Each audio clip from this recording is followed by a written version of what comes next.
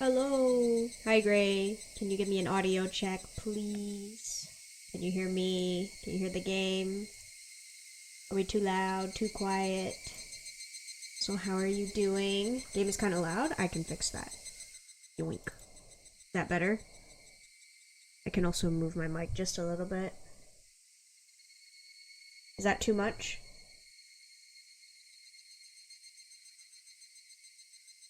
Is that better? I assume that's good? Alright. Thank you. How are you doing? Rika-chan, do you have a moment? After school, I was about to head home before the rain started up again. As I was about to head home before the rain started up again, Satoshi called out to me. I looked up and saw Mion and Reina with him. I'd been stopped by the upperclassmen brigade. Their expressions weren't exactly gentle ones, and I suspected I was in for some sort of punishment after what I did during lunch break. Do you need something from me? Yeah, we wanted to talk to you a little. I was almost done with the jacket and then I realized I sewed two things on the wrong side. This ruffle on the sailor clothes and I'm seam ripping to redo it. Pouring rain and thundering outside, so I got good ambient. Oh, dang. Well, I'm glad to know that the outside conditions are pleasant to work when you're indoors. I love thunderstorm ambiance, so we love that. I'm doing pretty good. I'm on an EP, but that's normal. I was playing Monster Hunter last night with my friend. We started the Blossom Dance event. So that was fun. About lunch break? Well, that too. I'm sorry for hitting Sadoko with the chair and stuff. Yeah, same. Have you gotten everything? No, I haven't. I've gotten like three, maybe? Two or three things. Because I was looking at the Palico stuff too, and I want to get the Palico stuff. So, because like we hunted, let's see, I solo hunted the Lalabarina and the Shuwu once each, and then we did Shuwu and Lalabarina once each together, and then we fought the Chemetries because neither of us had gotten the little frog hat, and we wanted the frog hat. You do the daily quest and you get a bunch of tickets. I was doing that and I pretty much have everything. Oh, maybe I need to go do that. Is that under the event tab or is that separate? I haven't looked. I've only been looking in the event tab. I spoke the words fine, but I didn't bother to hide my glum attitude. No, you talked to a specific Palico. Oh, I need to go find that Palico then. I see. I'm learning. Maybe I'll go play again later. Please don't be scared, Rika-chan. We're not here to scold you or anything like that. Take a screenshot of where it is for you. Please do. Bless. Then why are you... Well, I'll say it straight. We need to talk about how to get along with everyone from now on. It's just... I just want you to understand something. Some of the responsibility for things ending up this way belongs to you, Rika-chan. Mion, you don't have to say that. It's insane outside? Oh no. Stay safe. I like stormy weather, but not when it's too extreme. I think it's an upperclassman's duty to explain these things, isn't it?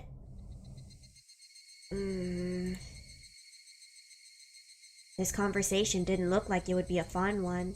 If I blew them off, it would probably only get worse, so I decided to just pretend I was listening. Reina took my silence for me being dispirited, and she started speaking in a much more light-hearted tone. Rika-chan, don't you think it'd be great if you could make friends with everyone and have lots of fun playing with them? So we were thinking about what we could do so you could get along with everybody. What do you think about that? What do you? I don't know. You may not know this, Rika-chan, but Mion, she collects a lot of games, right? Well, it's an old hobby of mine. When I was little, I collected a ton of board games and card games for some reason. I haven't bothered with them at all recently, but I just couldn't get rid of them, so I have the whole lot piled up in storage. She has all of these fun games, but she won't play them with anyone, so they're just collecting dust. What a waste, right? I want to play that British burglar game where the thief puts on sunglasses. I want to try the game where you connect tree branches like building blocks. But all the manuals are in English. That's Shion. Reading those manuals was the only thing she was good at. We could ask her, but she goes to another school far away. Is it the boarding school? Then we should all try to figure them out together. I'm sure that'll be fun. That's true. If we all play by the same rules, then even if it's wrong, it'll still be fair. Well, doesn't that sound like fun? We were thinking about starting an after-school game club. A club? For games? Everyone in class can play, and while you're playing with everyone, I'm sure you'll eventually become part of their circle before you know it, Rika-chan. In other words, this is your upperclassman being considerate and giving you the chance to fit in. You don't have to say it like that, Mion. Again, Mion, you don't have to say it like that. Thank you, Satoshi. Ew, yeah. I felt a little sorry for you lately, but I actually think some of your current isolation is your own fault, Rika-chan. My own fault? Reina and Satoshi fell silent after hearing that. Yeah, like... Maybe some of it is her fault, but consider how she's been treated for like 2 seconds, Mion. She didn't ask to be bullied. That's messed up. I guess everyone in class shares Mion's opinion. My own fault? Of course, though this was about me, I had no idea what they meant by that. They were talking about the Rika Furude before I came. To me, she was the same as a stranger. But to them, it must have seemed like my surprised tone was just me not understanding because I was young. They sighed a little. It was an unpleasant sigh, like they were telling me to look at myself. I wanted to be freed from this as soon as possible. Before everyone moved away, Rika-chan, you were kind of like a princess, weren't you? I was a princess? Yup, a princess. Rika-chan, you were like a princess to that group of boys. You had them wrapped around your little finger. You didn't even need to do anything. You just let them act for you. Do you remember Tomita-kun and Okamura-kun? They seemed to like you a lot, so they do whatever you told them to. You just sat on your reputation, unconcerned. What? Yeah, what is this lore? I thought one of them liked Satoko. What is going on? And you do things like make the boys who liked you compete so you could always get the best deal, like a war profiteer. A lot of kids didn't think that was very fair. So when those boys all moved out at the same time, by coincidence, and only you were left behind, some of those kids thought you got what you deserved. None of that was about me. Rika-chan, we're talking about you. Please listen to what Mi-chan is saying. I am. No, you're not. Rika-chan, you don't think it has anything to do with you. Am I right? Whether Rena or Reina, she was still just as sharp about the weirdest things. Okay, so they're petty? Real? Like, why does that matter? If the boys want to listen to what Rika tells them to, that's their problem. They're weak-willed. They're letting her boss them around. I wanted to believe it was just a wild guess, but she had hit the nail right on the head. Reina, you stop too. I think Rika-chan has thought about it enough already. I wonder. She still hasn't said so. It seems to me like she didn't realize it until we told her. Come on, stop it. We're not here to bully Rika-chan. We really want her to be friends with everyone, right? That means we all have to work hard to change our relationships with each other. For some reason, I was upset, because it was as though they weren't talking about Rika Furude. What about me? Me, a princess. Yeah, stop bullying an 8-year-old, for real. There was no guarantee I wasn't one until now. Loved the most of all the club members, Rena and the boys in the class pampering me, laughing at Satoko and Keiichi's failures as I coolly profited from their conflict. Without giving anything myself, I just greedily devoured the goodwill people poured upon me. They were right. That was me. I hadn't wanted to accept this sad, lonely world and set myself apart. But of course, they couldn't have actually been talking about me. So, though I didn't know the reason, I was still upset. We were thinking of having Satoko join the club too. She's really stubborn, so she won't say it, but she wants to get along with you, Rika-chan. How does that sound? Do you want to try being in our game club, Rika-chan? I'm sure it'll be a lot of fun. Or think of it this way. Do you want to start putting in a little bit of effort to change yourself? Kill Satoko! Death. Murder. I don't like this Mion. I don't like that she's always, like Satoshi and Rena are at least trying to be nice. But Mion is like, yeah, it's your problem, so you want to fix it? Like, what it... Girl, stop. No one asked. Some things might be awkward at first. But I'm sure you'll get along with everyone sooner or later. After all, everyone wants to be your friend. And if you want to be their friend too, then you're both reaching out your hands. I'm sure you'll meet in the middle. And look, we're already reaching out to you. All you have to do is grab hold, Rika-chan. I felt like Keiichi said something a lot like that in some other world. Those words probably made Rika Furude really happy. But that wasn't me. All this only applied to the Rika Furude from before I possessed this body. For me, this world was fake, a dream world, and besides, I was in the middle of a hunt. I didn't have time to hang out with them. But they weren't faking their feelings for Rika Furude, and I found myself without an answer, at a loss for how to respond to them. We're sorry, Rika-chan. To tell the truth, when we went to wash our hands, and you were talking with Yamamoto-sensei in the nurse's office, we might have overheard you a tiny bit. Reina gave me an apologetic look. I never thought the others would be listening to that conversation, which must have sounded like garbled nonsense to anyone from this world. They're acting like they're on a higher pedestal for being the bigger person and reaching out to Rika so everyone can be friends. You are not savior. Shut up. I see through your stupid ego front. Yeah, real. Like, they're like, oh yeah, you know, we're older. We're so understanding. We can help you, tiny child. It's like, they don't know. They don't know. I'd understand if it weirded them out and they didn't want to come near me, but I couldn't quite understand why it had resulted in this. They probably think she's mental.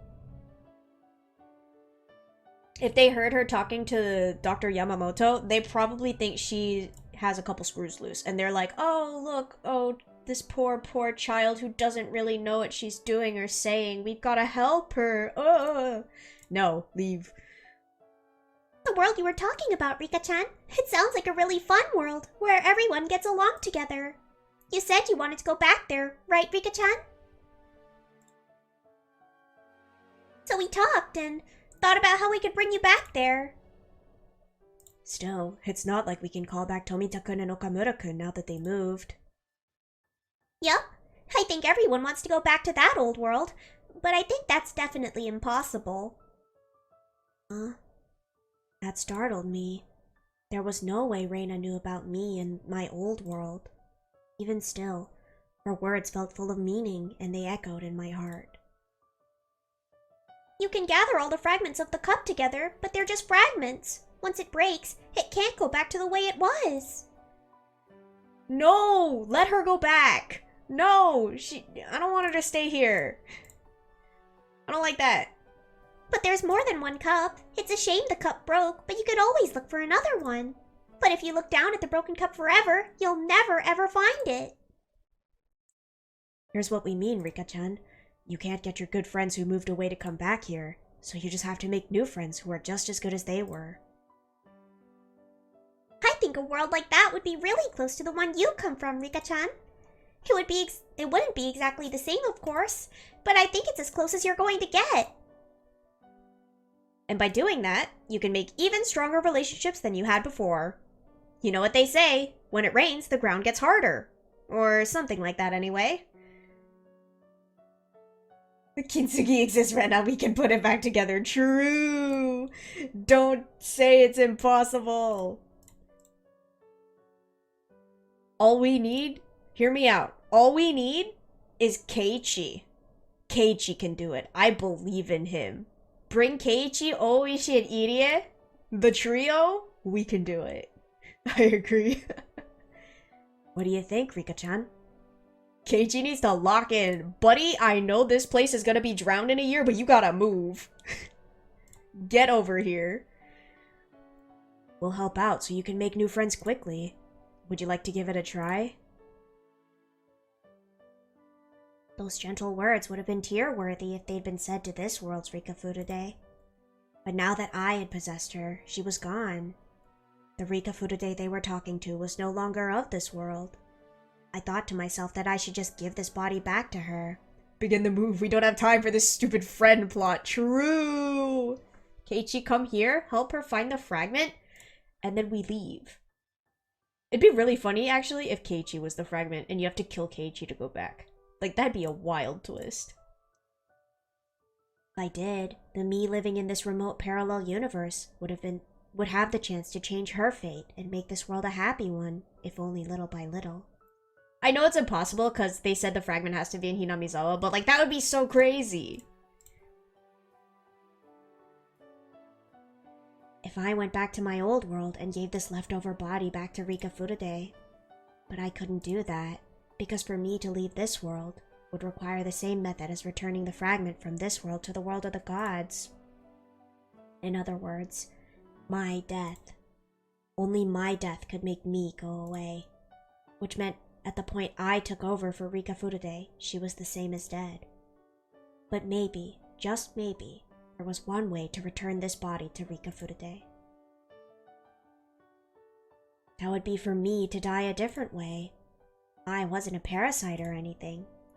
In difficult to understand terms, I was an individual personality aware of other universes. Or maybe I should call myself a memory aware of other universes. And that meant that if I could forget about the other worlds, that would represent the same thing as me dying. Is Rika gonna ascend to godhood? She's gonna become the next Hanyu? This is wild. This world was the only world for Rika Furude, and she would live the best she could in it. If so, I would gradually forget, eventually losing my grasp on which world I had lived in, and try my hardest to live in the world I was in now. Which meant that giving up on my previous world and living in this one was possible simply if I decided to do it. Like Reina said, it might be a different world than my old one, but it was the closest I could ever get. It might be a little different from my old world, but the club would still form. In exchange for Keiichi and half our classmates, Satoshi was here. Is it worth it? I wasn't best friends with Satoko, but depending on how we interacted in the future, we could at least become regular friends. Hinamizawa would sink underwater in 6 months, but I could work hard to make new friends in my new home. That cruel destiny wasn't Rika Furude's alone. It was an impartial destiny shared equally by all who lived in this world. Only I had the luxury of being a special case and jumping between destinies at a whim. I didn't know. Which world should I devote myself to? Reina's words came back to me. A broken cup never went back to normal, and I couldn't find another one as long as I was lamenting the first. What did the cup represent? Cups were for filling with water. The water could probably be called happiness. The cup broke and the happiness inside was scattered everywhere. The cup was broken and I was at a loss, unable to fill it with happiness again. But if I could change the way I thought, and rather than be attached to the broken cup forever, fill a new cup with new happiness, it could open the door to a new world. Still, while that world might be similar, it wouldn't be the same. My heart had weakened, and I'd been discouraged. Wasn't this only so tempting because my search for the key to go back was so difficult? Before, didn't I swear I'd put in any effort I needed to return to my old world? If I broke that oath, Hanyu, gambling on my fate, would be left behind for all eternity, all alone. And I'd be the only one so selfishly happy.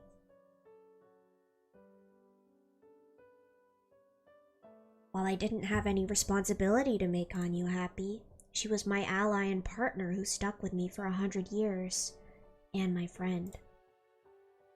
So, even if I wanted to give in to temptation, I'd have to ask Hanyu, which meant, right now, I had no right to answer their proposal. Really, thank you. I'm very happy. It's alright, we'll protect you. So let's make a lot of good memories before we have to leave. No, well, could you give me time to prepare my feelings? What? What's with that girlish response all of a sudden? Protect your bystanders. True. They didn't do anything, really.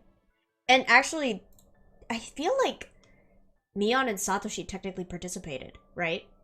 They were participants. Like, Reino was bystanding.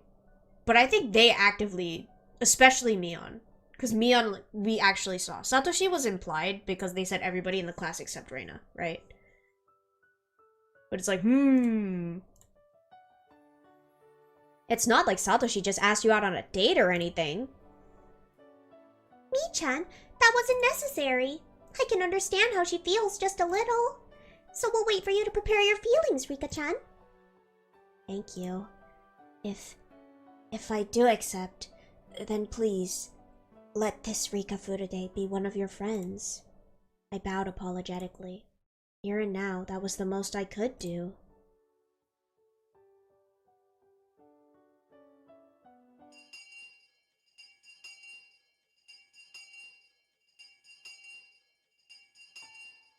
After refusing their suggestion that we all go home together, I left on my own.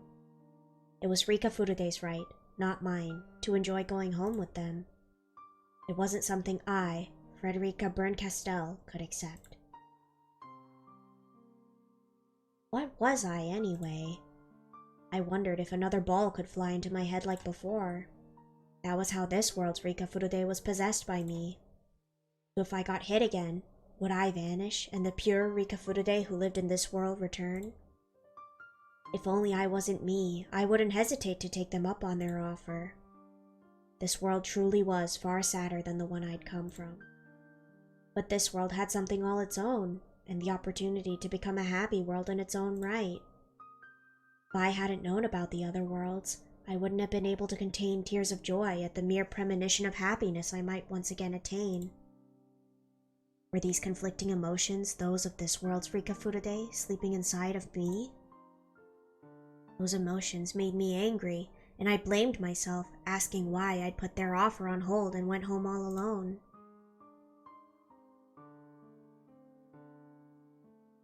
I'm back.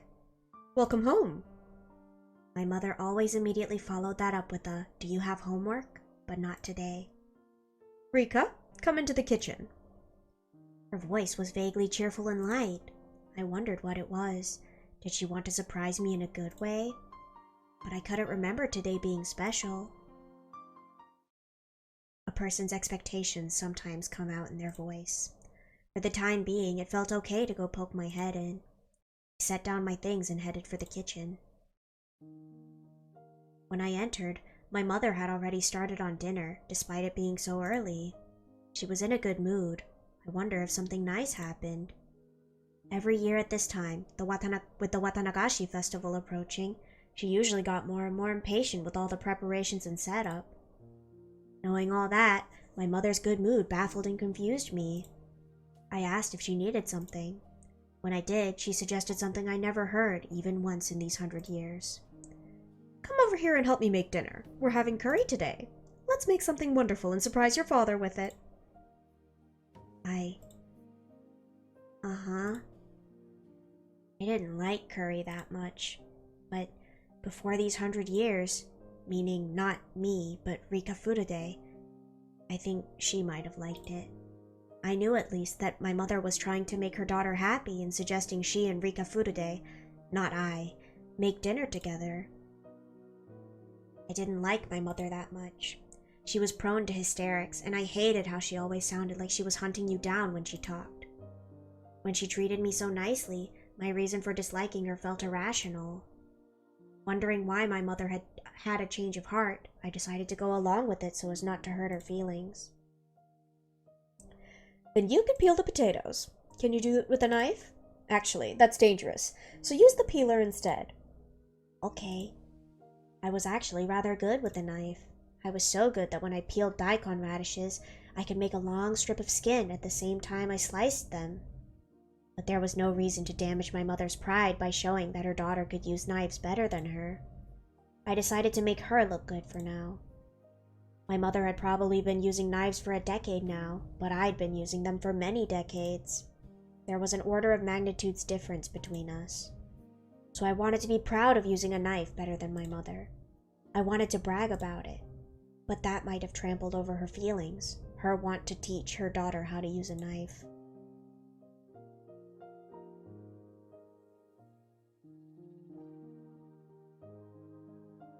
Parents are supposed to live longer than their children, so children expect the things their parents have learned from having lived longer than them. What? Wait, what?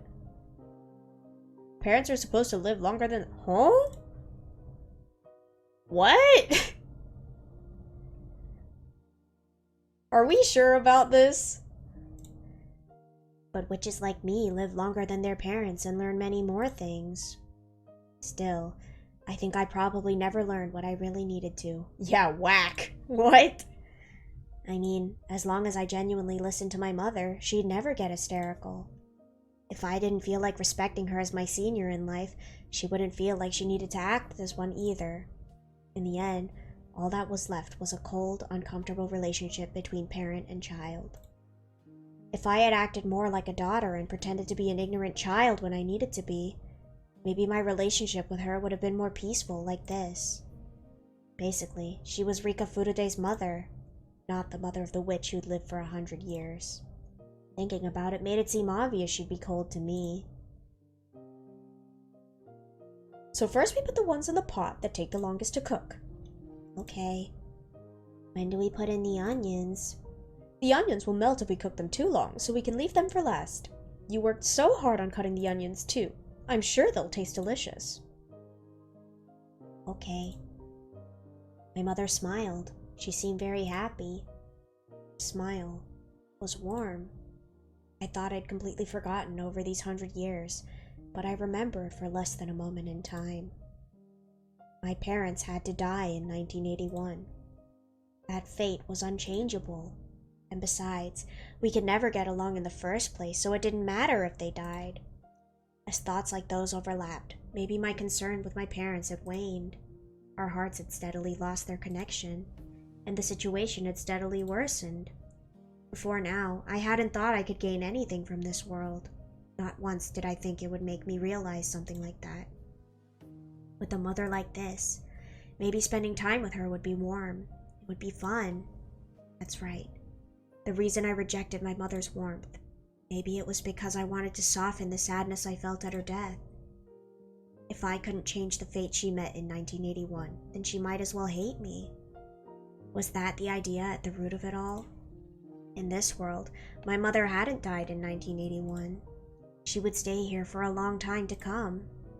I felt just a little jealous of Rika Furude. And I was stricken with the desire to return this world's me to her. This world was so different than my previous one. Keiichi wasn't here, Shion wasn't here, Anyu wasn't here. But in exchange, Satoshi and my parents were here. There was no club, but there would be one soon. Satoko wasn't my best friend, but she could be in the future. I'd weigh my previous world and this one on the scales, but I wouldn't know which way it would tip. I decided to leave this decision up to Hanyu. Yes, my destiny wasn't mine alone. It was Hanyu's destiny too. Whichever I chose, I would have to talk to Hanyu before making my final decision. Multiple world concept was something I only had because Hanyu had lent me her power. If Hanyu had never given it to me, it would have been over from the very start. Takano would have sliced open my belly and that would have been it.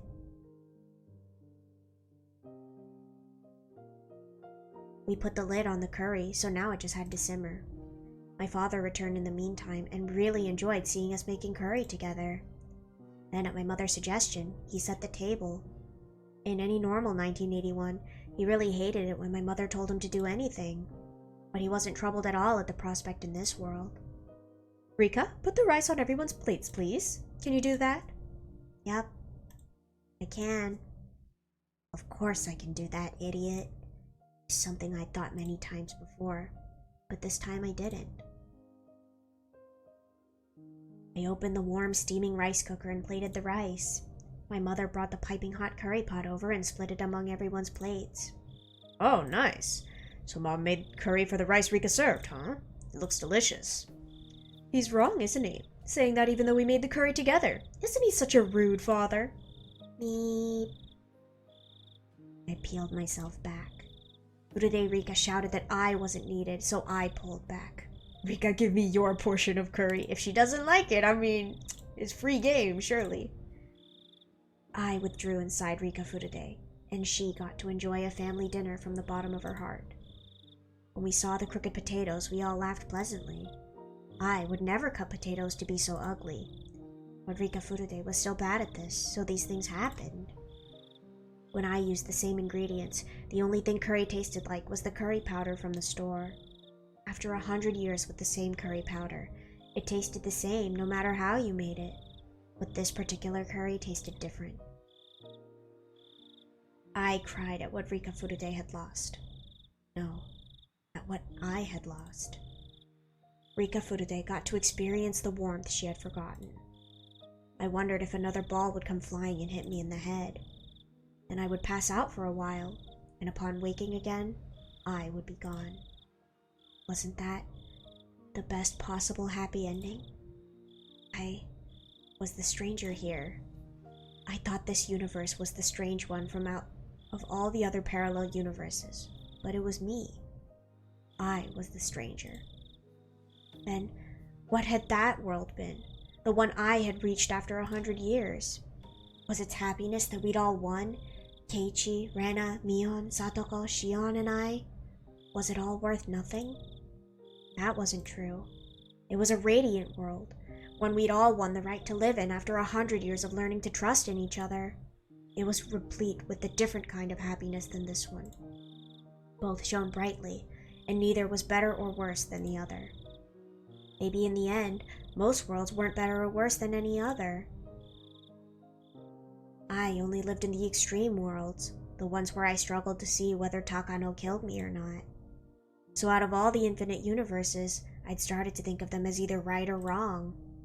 But the multiverse wasn't simple enough to think in binaries like that. Tomorrow's dinner might be steak or salted sorry. It wasn't about which was right and which was wrong. In both of those worlds, I'd spend a happy time eating dinner with family. What if my respective selves had been reversed during tonight's dinner? But that was an incredibly tasteless thing to ask. The real problem wasn't that big to begin with. Neither my last world nor this world was better than the other. I needed to accept that. I still didn't know where the fragment I needed to return to my world was. But what if I never knew, and the power of the crystal ball connecting me to Hanyu disappeared? I would disappear like the stranger I was, and give this body back to Rika Furude.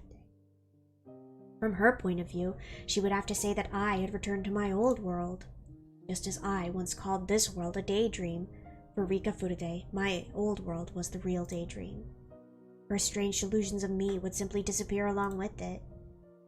Maybe it didn't really matter how to return to my original world. Which world would I decide was the original?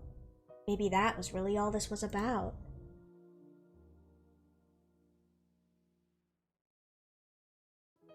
After we finished eating, we cleaned up our places and started washing things. My father said he had a meeting tonight and he was about to leave again. Rika, could you wash these for me? I have something to talk with Dad about, so please do the rest. Okay. I responded cheerfully as Rika Furude, but I had realized something slightly out of place. If she had something to talk to my father about, there were plenty of chances during dinner. But she made me wash the dishes so they could talk amongst themselves. Rika just had to stay put and wash the dishes, but I couldn't suppress the curiosity that was welling up, and so snuck over to the front door to listen in on what my parents were saying. My mother was the one talking. Her tone of voice wasn't a cheering one. Yamamoto-sensei is discussing it with a big hospital in the city. From what he said, it might be her heart more than her brain. Apparently, there's a wonderful doctor there who can help. Is his name Irie? Bro, imagine she stays. It would suck. It would suck a lot. Like, why? I don't want her to stay here. I don't want it. I knew it. I knew I shouldn't have asked. Yamamoto certainly hadn't promised to keep our discussion in the nurse's office to himself. As soon as I left, he'd probably called my parents and told them their daughter was ranting about nonsense. He probably explained it as my isolation at school wearing down on my mind and damaging my heart. Considering what I'd told him, even that would be a conscientious interpretation. Bruh, I don't like Dr. Yamamoto. We do not stand this man. Bring back Irie. Did you talk to Rika about it? I will after this. I mean, it feels like we're tricking her, given that tomorrow the doctor will be here and we'll suddenly be off to the hospital. Give me my king! Justice for Irie! But you know, when I think about how she feels, I can understand. Her friends got up and moved away, leaving her all alone. Oh? Yeah, what? I should have tried to understand her feelings. Rika's always been saying she didn't want to move. We didn't wait for her to deal with that, and we made her repress it. When is Yamamoto-sensei coming tomorrow? He said in the evening, but he didn't give me an exact time. He said he'd prefer it if you were there too. I'll be in the assembly hall tomorrow, so when he gets here, give me a call. All right. Don't be discouraged. I understand why she's saying she wants to go back to her original world, but there's nothing we can do anymore. This was decided between the village and the national government. I, at least, wanted to give her some fun things to look back on when she remembers living in Hinamizawa. You're right. It's time, so I'll get going. I'll leave Rika to you. All right. Come back safely. Where is he going? Where is he going? I snuck back into the kitchen at the same as I'd come. I think the floorboards must have creaked. When my mother returned to the kitchen, she still didn't sound particularly cheerful. Were you listening, Rika? Yamamoto-sensei called us today. He told us what you talked to him about. Beep. Yamamoto's really mean for talking about it without asking me. Rika, I'm sorry. You wanted to live in this village forever, didn't you? We never thought about your feelings, and I think we said a lot of pretty harsh things to you. It's okay. It doesn't really bother me. I know the theme! My mother's apology was meant to be heard by the Rika Furude living in this world. It wasn't for me to accept, so I denied it. But my mother kept apologizing anyway. I was going to deny it again, but I stopped. It wasn't my turn. I should pull back. And then, I thought I felt myself begin to fade out. As I did, I felt my eyes grow warm. The rest was, for me, a misty, hazy world. I cried as I buried my face in my mother's chest, and my mother cried as well as she hugged me. If I could have disappeared like that, this too might have been Rika Furude's life. After that, my mother told a lot of stories of Hinamizawa, as if to reminisce about her own childhood. About what she was like as a kid, what she did and where, about things happening or not happening. She talked. We comforted each other, both of us wanting our beloved village to stay in our hearts forever. And when your mom was little, all the elderly people in the village treated me like I was really important. That was because they believed I was the reincarnation of Oyashiro-sama. Oyashiro-sama's reincarnation? I've never told you, have I? There's an old legend in the Furude family. If there are 8 first children in a row who are girls, that 8th girl is said to be the reincarnation of Oyashiro-sama. Hanyu, log in? Is Hanyu here? Can mother see Hanyu? Hello? Hello? That girl happened to be me. Not me? You're her first child and a girl, but you would be the 9th one. We have a maternal line, I suppose. Your mom is the eighth, Oyashiro-sama's reincarnation. But this is a secret, okay? We have to make sure not to tell anyone about it. The only ones who know are your late grandmother, me, and you. It's a secret between the two of us, okay?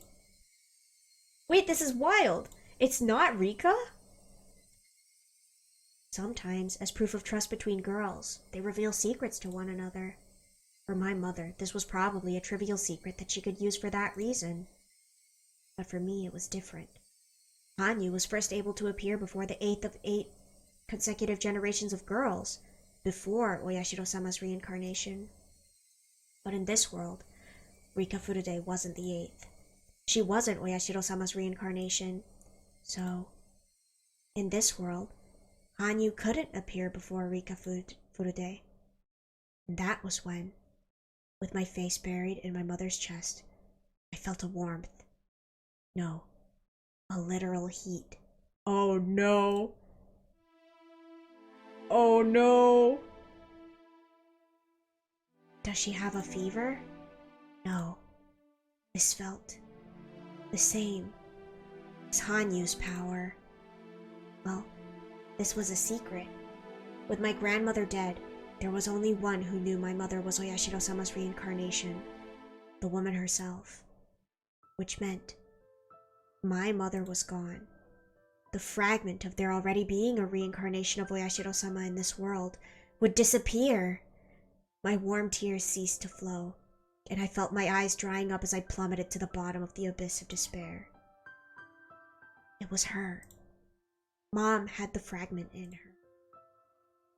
If I could have, I would have chosen never to remember what that fact entailed. Oh no! Oh my gosh!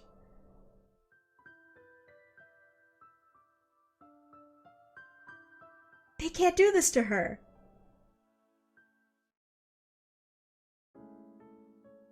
When I tried using the crystal ball with Yamamoto today, it still hadn't recovered enough for him to talk to Hanyu. Only half a day had passed, but maybe if I went into the storehouse, I'd get through. Hanyu once told me the old air from the past had remained in the storehouse and that she felt comfortable there. Maybe that meant the storehouse was filled with Hanyu's power. In other words, while the crystal ball didn't quite have enough power, maybe being in the storehouse would help a little. Late that night, I slipped out of bed and snuck into the storehouse. I wanted nothing more than to talk to Hanyu. I went to the altar before the holy vessel and spoke into the crystal ball. You hear me? Hanyu. The light in the ball was feeble, but its otherworldly glow was clearly present. Please let her hear me. My wish was granted, and a quiet voice, so low it might disappear at any moment, spoke in answer. I can hear you, Rika. Hanyu, thank goodness. Listen, I don't know what to do. I don't know. This wasn't the time for crying. I needed to tell her everything I discovered and ask Hanyu's opinion. I quashed my frantic emotions and told her the fragment was in my mother.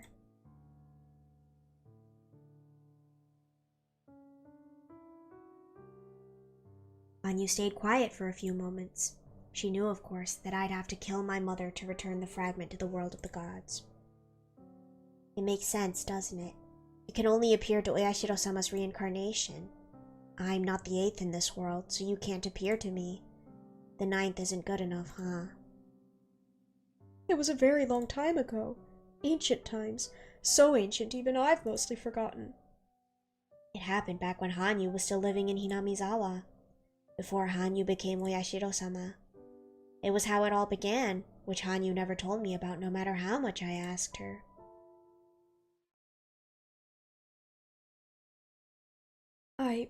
My human self, that is. When I decided I would become a god. My daughter, your ancestor, Rika, was very sad about that.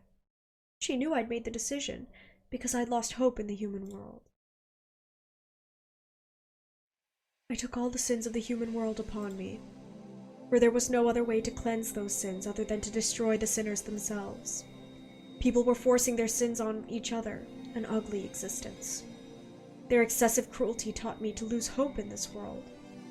I undertook all the sins of the human world and cleansed them by letting them kill me. I entrusted that final duty to my own daughter. I thought that unless I gave her that role, she would one day be despised as the daughter of a demon god and lose all hope in the human world herself. I understand, but also making a daughter kill her own mother is crazy. That's wild. My daughter didn't like that role, but she understood the weight of her mission, and in the end, she went through with it. But she said something to me. That she would change the human world, in which only the price of life could purify its sins.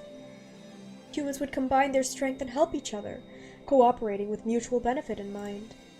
She swore to me that she would create this utopia which her mother had only dreamed of. Please, Mother, do not lose hope in the world of man. I swear that I shall heal that sadness. But I would become a god. I couldn't accept my daughter's feelings. No, actually, that wasn't it. I'd already lost hope in the corrupted world of man, and I just didn't want to look at it anymore. But my daughter made a firm promise that she would remake that world into something better. That I shall believe in what you feel.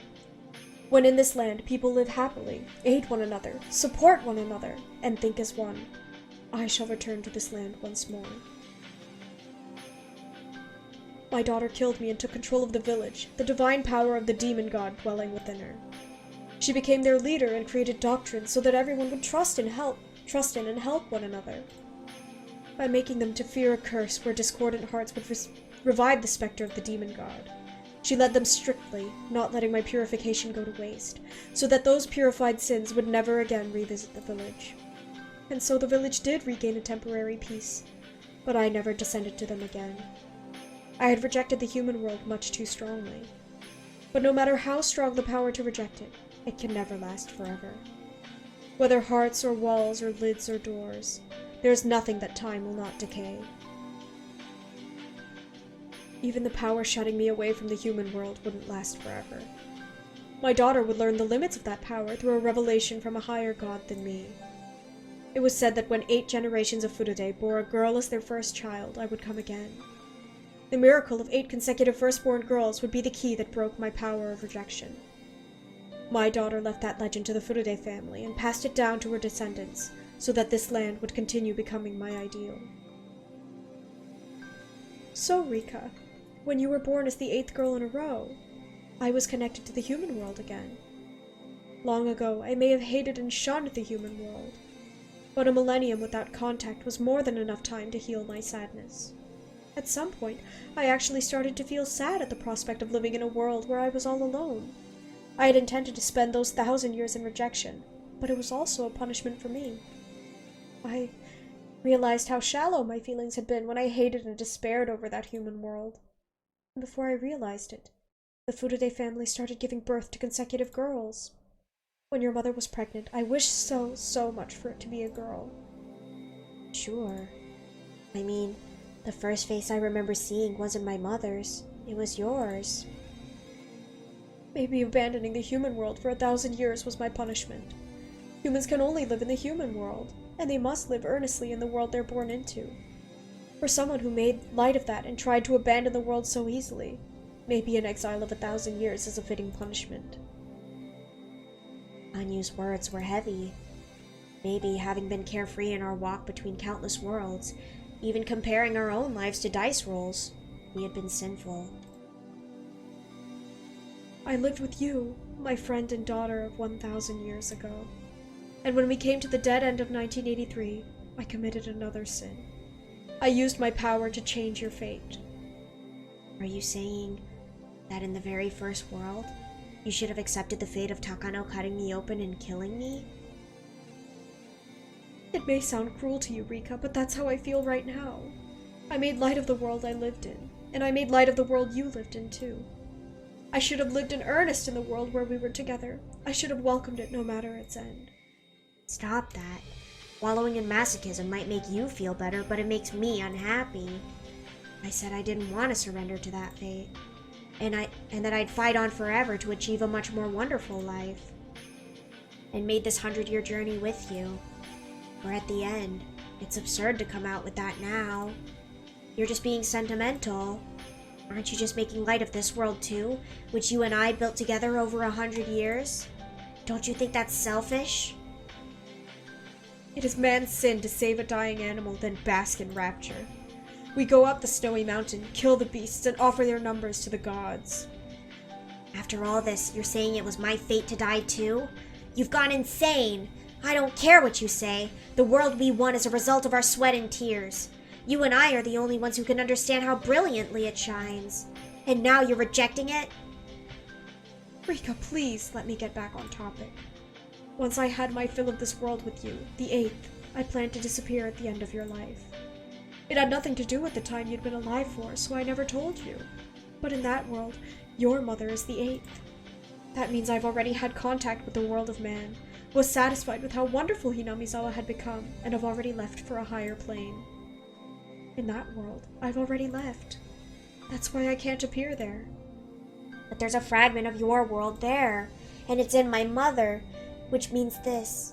Only my mother knows that she's the 8th. If I kill her, the contradictory force saying you can't appear here will vanish. Correct? Oh, correct? That's right. Originally, it was an obvious fact that your mother is the 8th in that world, and killing her wouldn't necessarily change anything. But after you drifted here from another world, Rika, it would be like mooring a boat to dock. It was fortunate only your mother knew the truth. If a lot of other people knew, you would have had to kill them all.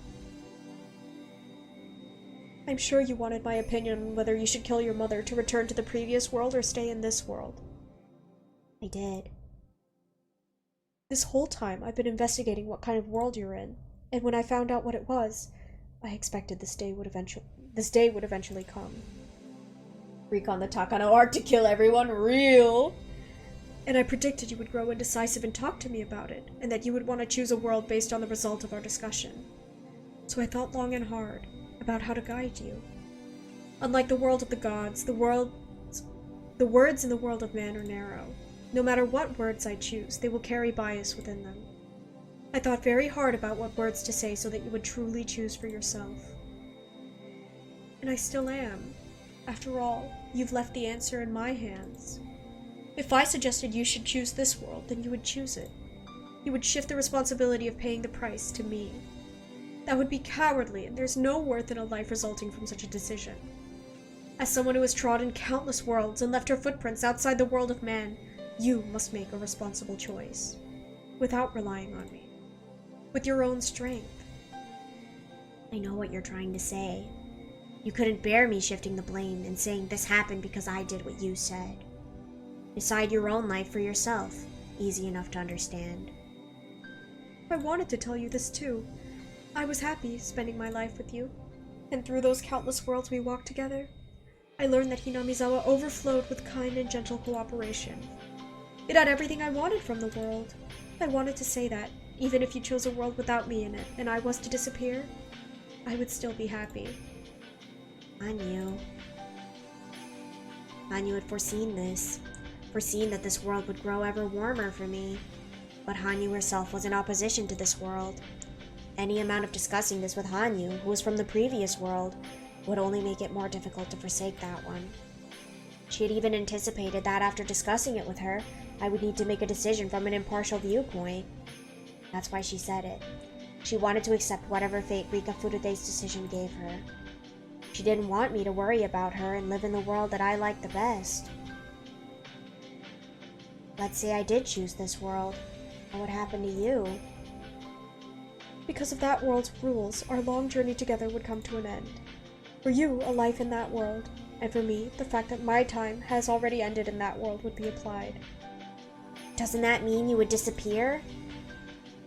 But that's a really, really pleasant thing. Rika, you seem to think of it as me dying. And at first I thought so too, that the me in that world would die. But the Hanyu of that world, she may have disappeared, but she was filled with joy. She spent her life with your mother, enjoying her time to the fullest. Your mother is still alive, but that world's version of me is having a wonderful dream, enveloped in kindness, in a sleep from which she'll never awake. This arc is dumb.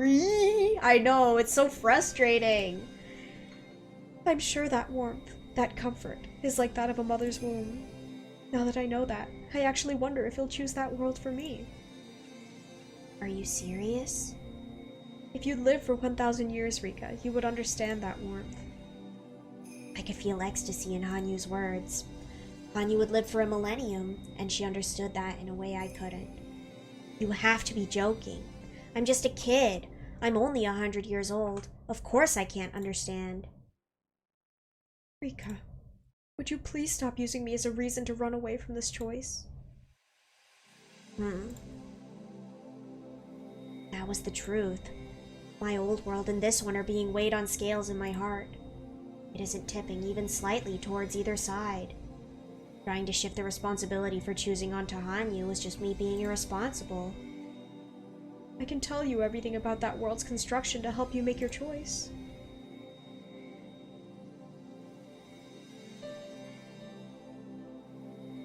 First, Keiichi Maebara, who told us many times that destiny could be broken. He did not transfer schools in this world. I knew that for a while now. He wasn't in my class.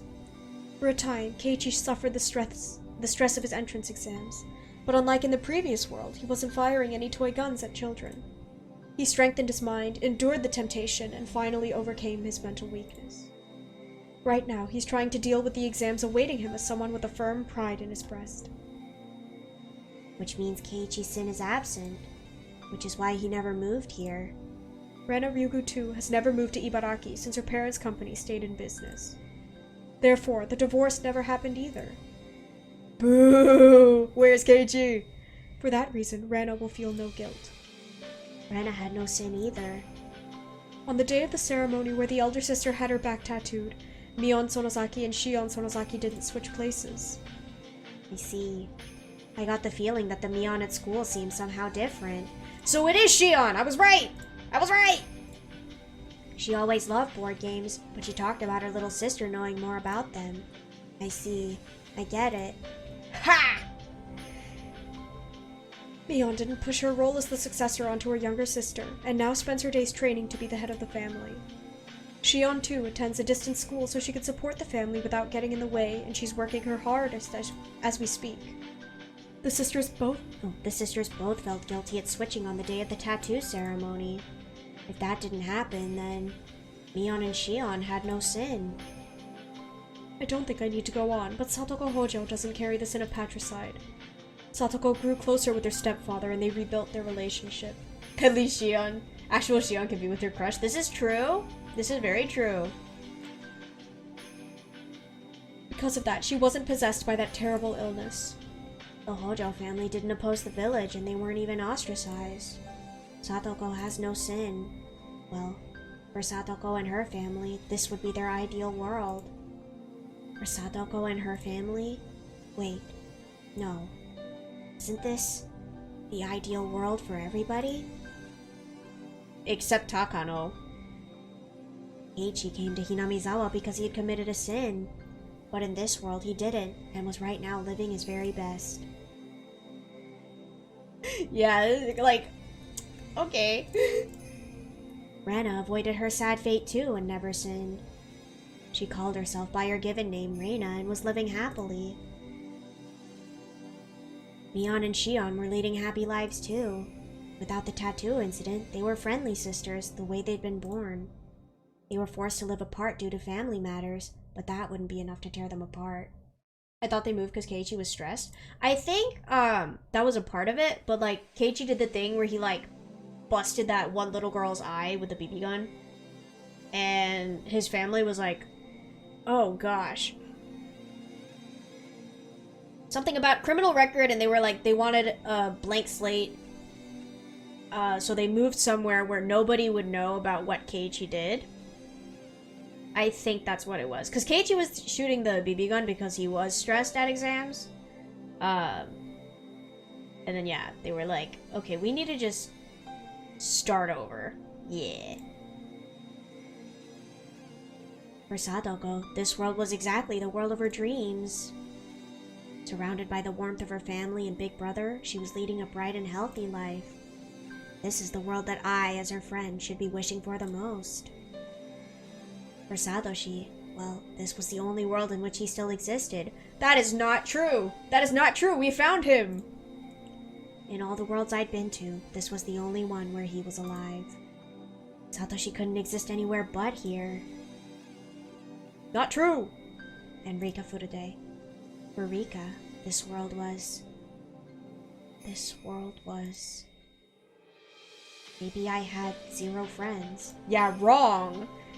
Compared to my old world, that was very sad. But I could change that now, through time and effort. Maybe I was sad Keiichi wasn't here.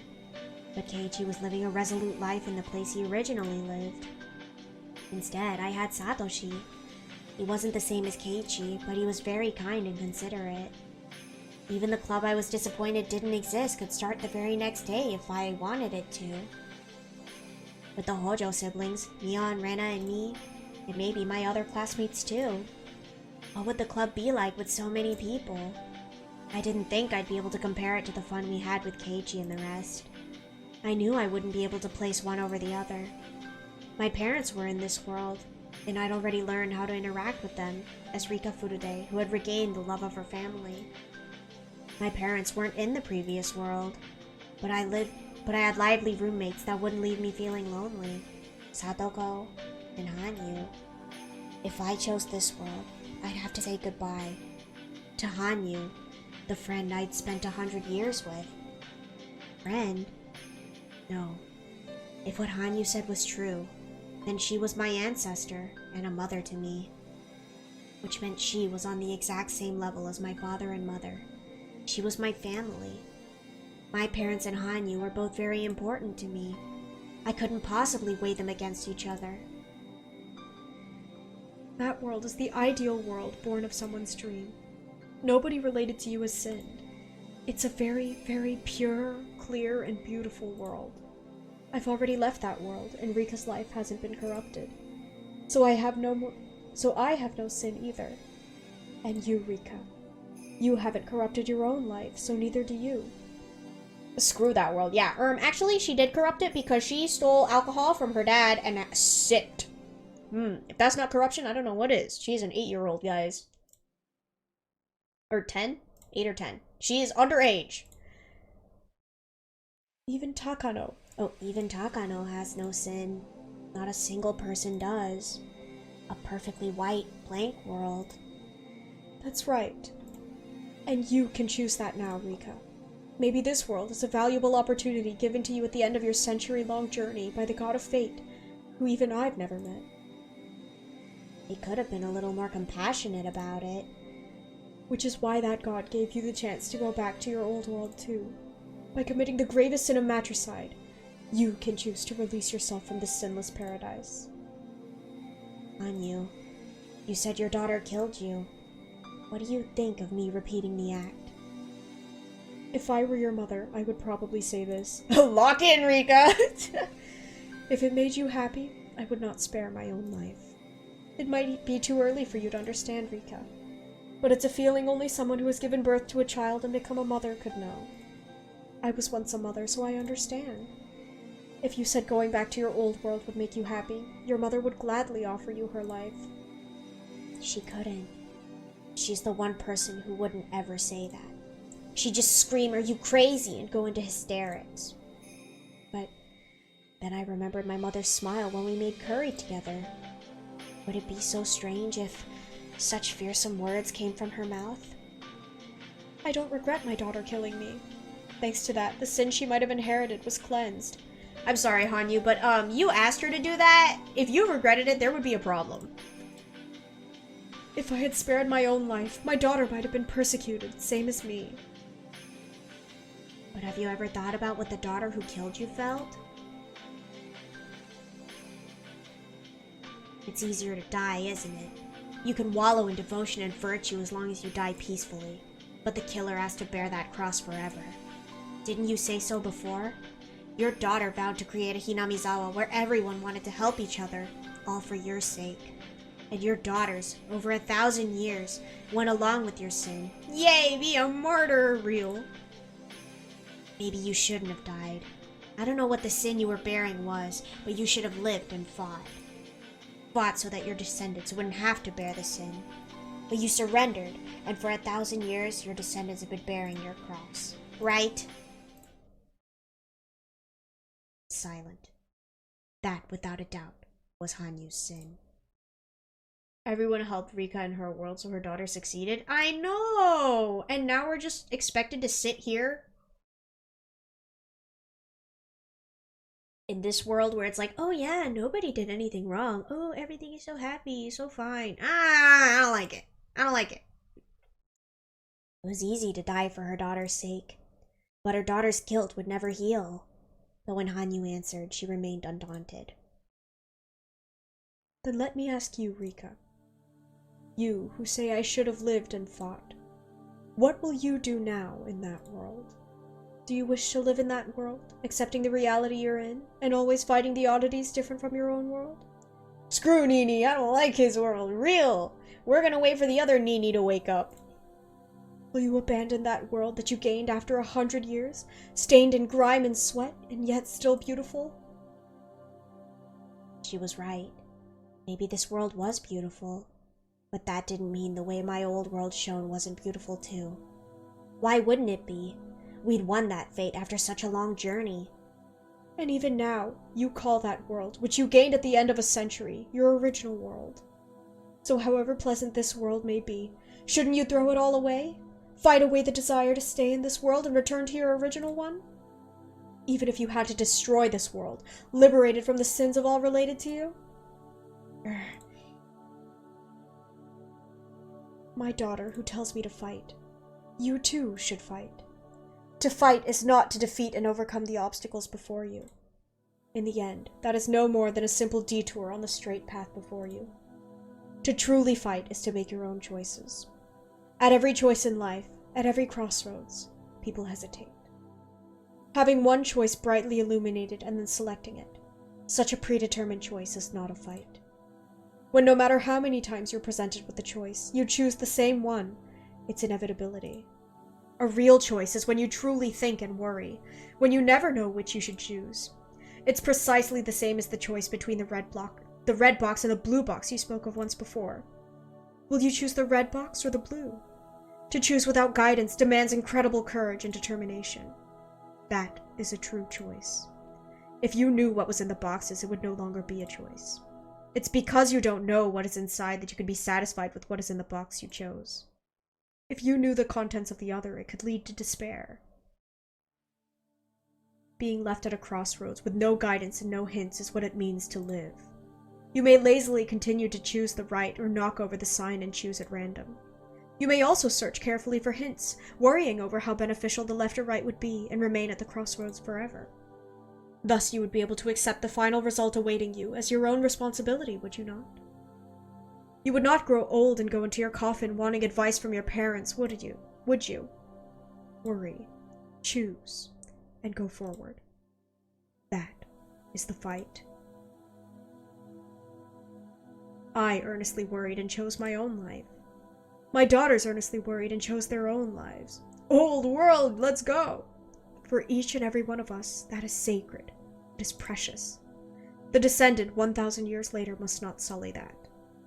All who lived in that age were always beautiful. You must not speak of their lives using the values of later generations. Lastly, I'll tell you something very important. The Kamu no Mikoto no Ri's power that connects us will soon be lost forever. I will never again be able to interfere with that world. So this is the last night I'll be able to hear one of these helpful lectures. There is one more thing. The fragment that has appeared in your mother will lose its power forever when the sun sets tomorrow. Losing doesn't mean disappearing. It means you will forever lose the chance to take back that fragment with your own hands. Which means I need to make my decision about whether to go back to my original world by sundown tomorrow. There's no third option to put the choice off. No. You may also choose to flee the decision, purposely ignore the last moment you have to choose, and passively stay in that world. Get the ceremonial home, Rika! Lock in! It's time for Watanagashi! If you did, would you live that life differently than the one you chose proactively? Whether or not I chose proactively is also whether or not I would accept this world. If I continued to live here without accepting it, I would drag along all the distress that I currently held forever. Compared to that, maybe it would be a lot better just to choose one or the other. but even that wasn't easy. Hanyu had said that very distress itself was the battle. Now, Rika, fight. Your fight will last until sundown tomorrow. But please, don't run away. Because whichever world you decide on, I know that world will be a wonderful one. Just like the world you gained after fighting for 100 years was.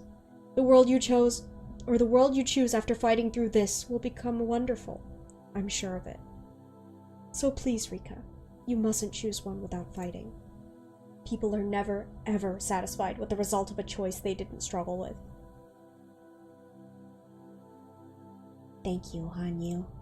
I'll fight with this choice.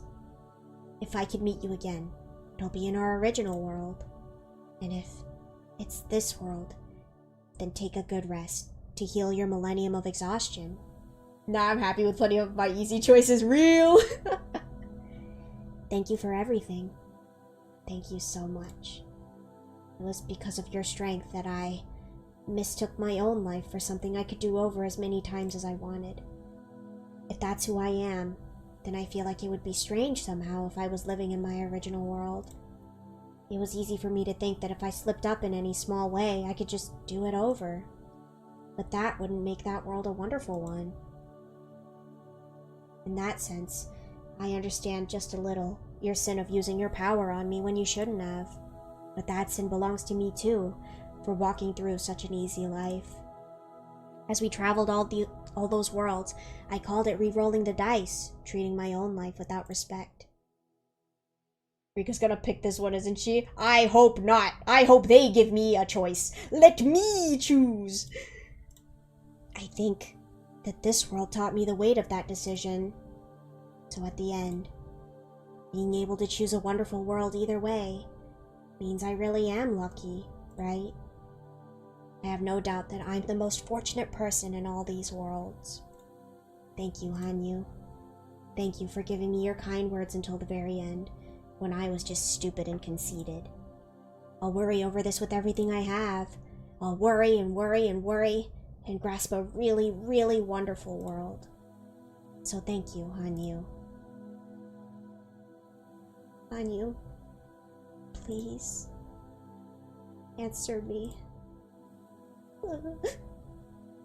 The crystal ball was now quiet and cold in my hands, and gave off only a dull reflection of the flashlight that illuminated me. She's gone! I shed all the tears I could. I thought if I didn't, I would hesitate when it came time to choose. So I cried out everything I had, and I thanked her for our 100-year relationship. Because, depending on my choice, I might never get to say those words again. Then, I replaced the crystal ball on the altar, where it was now just a marble, slipped out of the storehouse, and crawled back into bed. There was no way I was going to sleep. At least, that was what I thought, until I wrapped myself in linens, felt the cool wind on my bare feet, and drifted off to sleep without realizing it. Explodes. If they don't let me choose, I'm going to be angry. I'm going to be angry. Oh. I'm going to save here.